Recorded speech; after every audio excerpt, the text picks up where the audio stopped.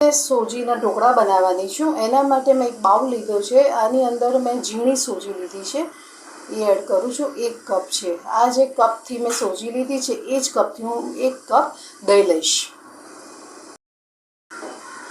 જે કપથી મેં સોજી લીધી હતી ને એ જ કપમાં મેં દહીં લીધું છે, એટલે 1 કપ દહીં છે.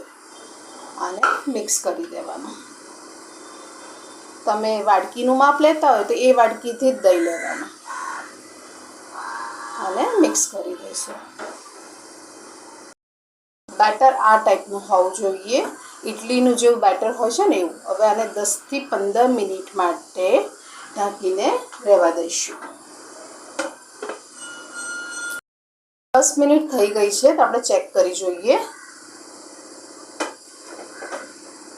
જો બેટર બહુ થીક છે, તો પહેલાં આની અંદર હું થોડુંક જ પાણી એડ કરીશ, વધારે નથી કરવાનું.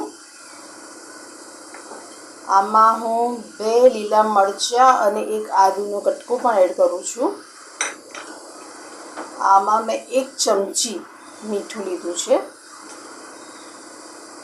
1 ચમચી ખાંડ. તમારે ખાંડ નાખવી હોય તો નાખવાની, બહુ જ સરસ લાગશે, ખટ્ટો મીઠો સ્વાદ આવશે. ઢોકળા બન્યા પછી સોફ્ટ રહે એના માટે હું 2 ચમચી તેલ એડ કરું છું. હવે આ બધું પહેલાં મિક્સ કરી દઈશું.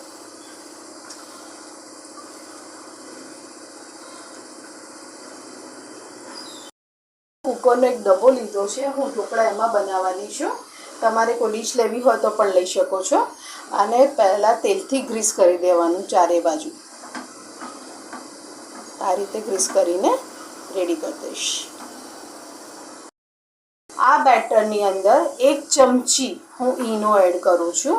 તમે ખાવાનો સોડા એડ કરવો હોય તો પછી અડધી ચમચી લેવાનો અને એની ઉપર થોડુંક પાણી એડ કરીશું, એક્ટિવેટ થાય એના માટે, અને મિક્સ કરી દેવાનું.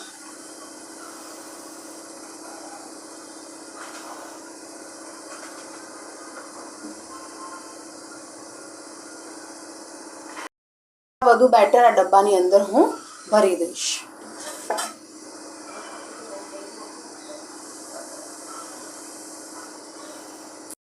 ઉકળી ગયું છે તો આ ડબ્બો હું મૂકી દઈશ.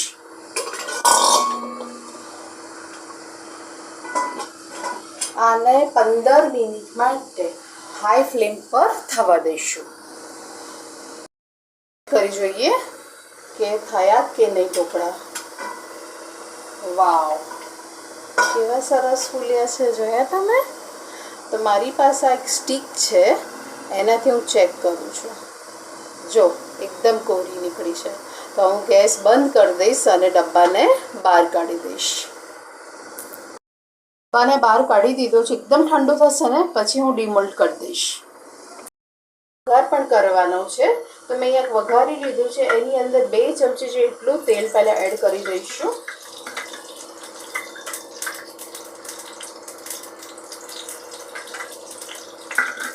એમાં 1 ચમચી રાઈ, 1 ચમચી તલ,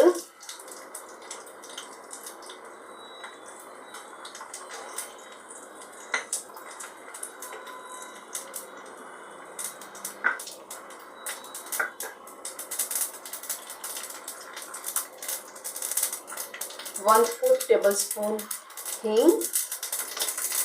અહીંયા મેં લીલા મરચાં લીધા છે, 2 લીલા મરચાં એ એડ કરું છું. કાપીને રાખ્યા છે, આ રીતના કાપીને રાખ્યા છે.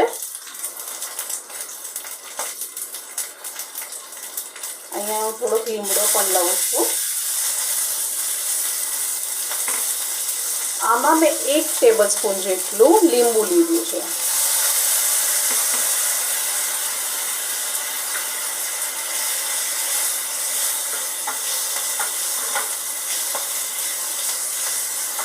લીંબુનો રસ, 1 ટેબલસ્પૂન લીંબુનો રસ.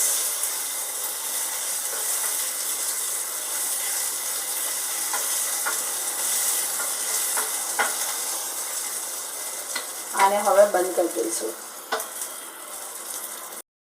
ડીશ લીધી છે, આ ડબ્બો આવી રીતે મૂકીને એને થપથપાવવાનો એટલે નીકળી જશે. અને હવે લઈ લઉં. વાવ, કેટલું જાળીદાર ને કેવું થયું છે જો, એકદમ સ્પંજી સ્પંજી થયું છે ને. તો હવે હું એને ફેરવી પણ દઈશ. આપણે વઘાર કરીને રાખ્યો કે એ બધું પણ સ્પ્રેડ કરી દઈશ. આ રીતે કરી દેવાનો.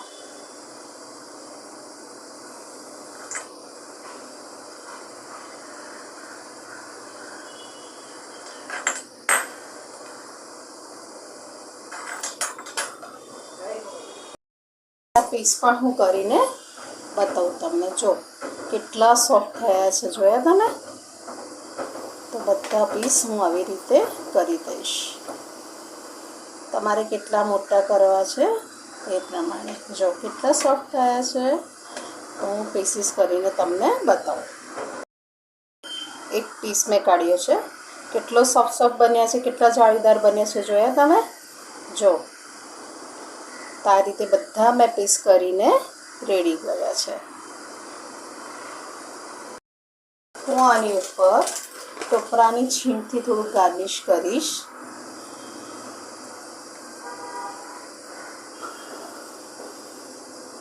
તમારી પાસે તાજું ટોપરું હોય એનાથી પણ તમે કરી શકો છો. તમે ચટણી સાથે સર્વ કરી છે, તમે સોસ સાથે પણ સર્વ કરી શકો છો. તો તમને મારી આ રેસીપી કેવી લાગી? જો સારી લાગે તો લાઈક કરજો, કોમેન્ટ કરજો, સબસ્ક્રાઈબ કરજો. Thank you for watching.